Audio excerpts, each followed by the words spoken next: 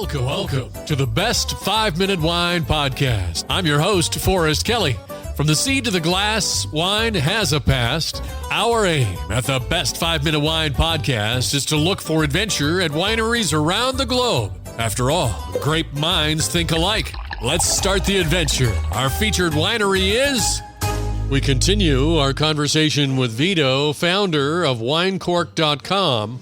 So growing up in southern Italy with your dad being a salesman, a sartorial salesman, did he teach you directly or indirectly?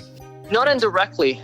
So growing up, when I was little, I was like 3-4 years old. Back as I can remember, my family owned a shop. It was like a very, very small shop. And so growing up, I would see my dad just, building that business up, the small business. And so having, just kind of like, that's maybe where I got my entrepreneurship, gene from. But he's never really sat down with me and told me how to sell or just how to approach things. I just always watched my parents kind of go through life. So that's kind of where I learned it from.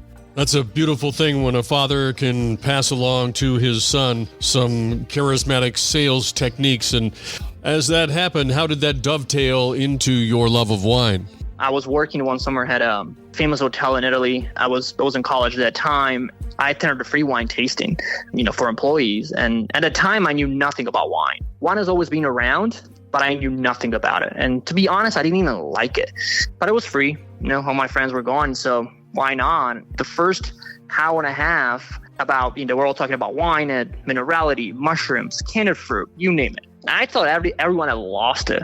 I was ready to leave. And then a guy walks up on stage and he just told us stories about his grandfather, about wars and how, land divisions from thousands, of years ago still impact wine today.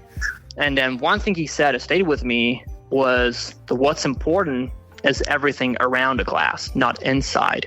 It's the people, the tradition, the history. That's what matters. That guy, was Angelo Gaia, which is, Italy's greatest, best winemakers.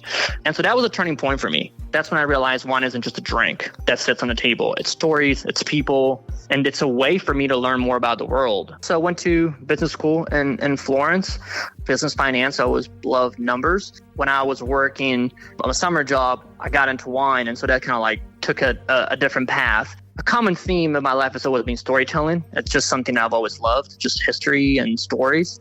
So it's always been a big part of my journey. And, always loved, discovering stories behind, producers and just understanding what inspires them. So fast forward 2 years later, I moved to New York City.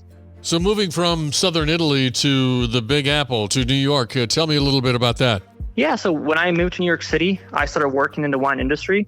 First, I worked for a distributor. So I was basically selling Italian wines, and then worked as a sommelier at Giorgio Armani, where I had the opportunity to meet producers from all over the world.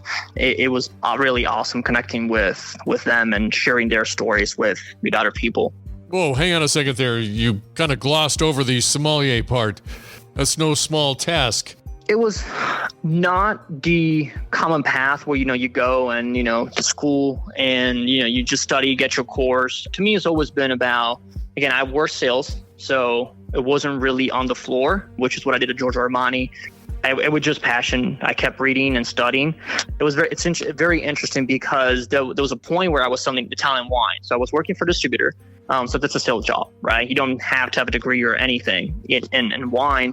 And then through that, I was basically selling to restaurants. And so that's kind of why I got myself into restaurants. And I thought, wow, this is awesome. You get to drink great wines. You get to sell great wines. So, top Burgundy, right? Grand Cru Burgundies, First Growth Bordeaux, Champagne. And so I had friends who would tell me about all those wines that were opening. And I was like, well, I wish I could drink them. And so a way for me to kind of get involved with it was to work restaurants, right? To be on the other side because I couldn't afford them. So I joined Giorgio Armani, started working in restaurants, and that's how it started. In our next episode, we get into the specifics of winecork.com as we continue our conversation with the founder, Vito. Thank you for listening. I'm Forrest Kelly. This episode of the Best 5-Minute Wine Podcast was produced by iHizzle. If you like the show, please tell your friends and pets and subscribe. Until next time, pour the wine, and ponder your next adventure. Hi, before you go, we have exciting news. The Best 5-Minute Wine Podcast has teamed with a breakthrough technology and added a new feature on our website that's bound to elevate your podcast experience. Here is where we need your help. Trying to remember something from an episode? Don't worry. Search for it, and we will find it for you. Have you ever thought you could just ask questions and chat about the episodes as if you were talking to me? Well, now you can. That's right. Our episodes are now interactive, and they're waiting to have a conversation with you. Jump into a chat with our podcast, and let's get the conversation started. Try it out, and tell us what you think. Click on the banner at the top of the website, thebestwinepodcast.com, to try it.